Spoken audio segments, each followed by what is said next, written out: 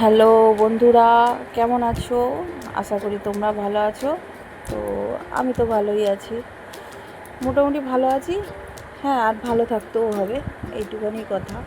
তো আমার চ্যানেল মা তুমি আমার ভরসা, তোমাদেরকে সবাইকে স্বাগত।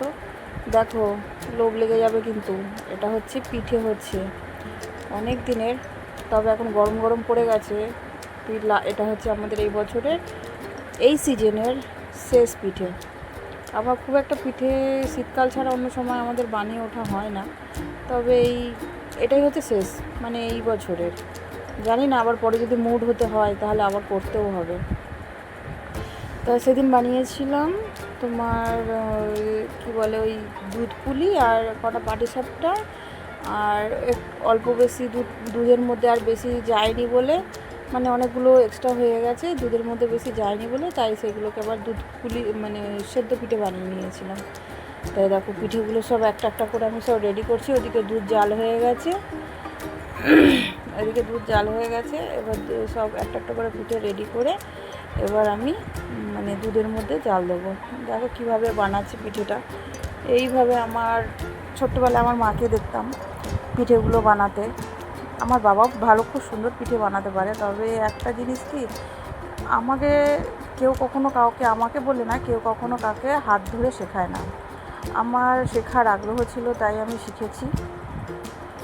যে বলবে যে তুমি এইসবগুলো শিখলে কোথা থেকে, দেখে দেখে শেখা। কেউ দেখে শেখায়, যার শেখার ইচ্ছে হয় সে দেখেই শিখবে, আর যার শেখার ইচ্ছে হবে না তাকে হাতে ধরে শিখিয়ে দিলেও তার শেখা হবে না।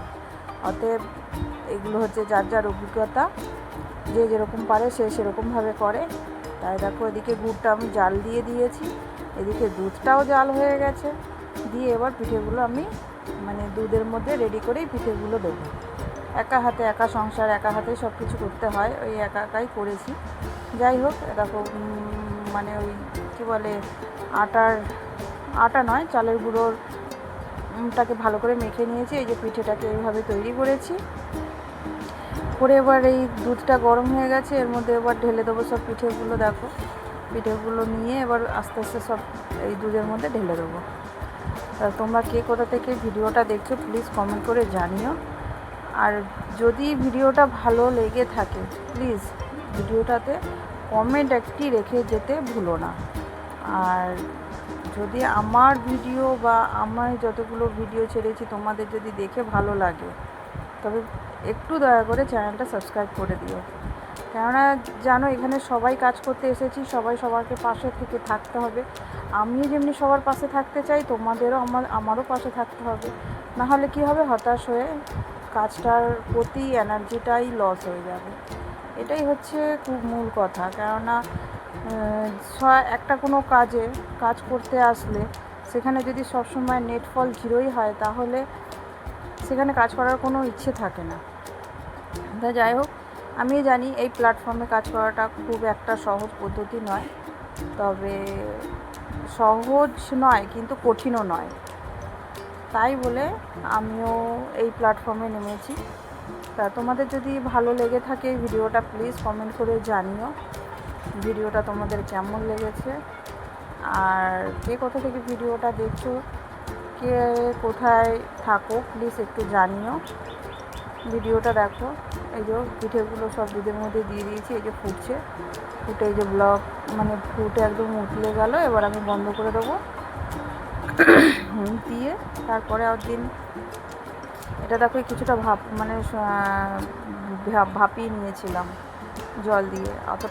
দুধের পরিমাণটা একটু কম হয়ে গেছিলো, তো অতটা দুধ দিলে আর ভালো লাগতো না খেতে, সেই জন্য কিছুটা ভাপিয়ে নিয়েছিলাম।